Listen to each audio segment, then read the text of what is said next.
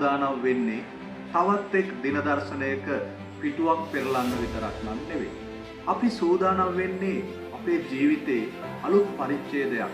එහෙම නැත්නම් 2026 කියන අලුත් පොතේ පළමු පිටුව ලියන්න. පසුගිය වසර දිහා ආපහු හැරිලා බැලුවොත් අපට ජයග්‍රහණ වගේම පරාජය නැති. සමහර වෙලාවට අපි වැටෙන්නේ නැති. බලාපොරොත්තු වුණ දේවල් ඒ විදිහටම නොවෙන්නේ නැති. මතක තියාගන්න. අතීතය කියන්නේ ඉගෙන ගන්න තියෙන පාඩමක් මිස ජීවත් වෙන්න තියෙන තැනක් නෙවෙයි. 2026 වසර කියන්නේ ඔබට ලැබෙන නැවුම් අවස්ථාවක්. ඔබ පමා කළ හීනවලට පණ දෙන්න. ඔබේ දුර්වලකම් ශක්තියක් කරගන්න.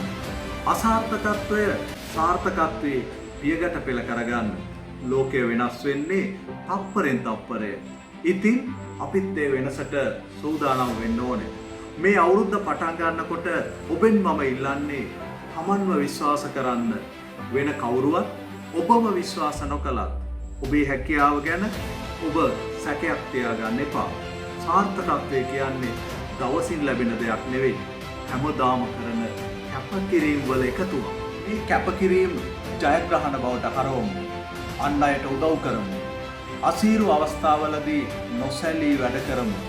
2026 කියන්නේ නිකම්ම නිකං අවුරුද්දක් නෙවෙයි. මේ වසර ඔබේ ජීවිතේ ලස්සනම කාලය කරගමු. අද ජනවාරි 1 වෙනිදා හැමෝම හිතට ගමු.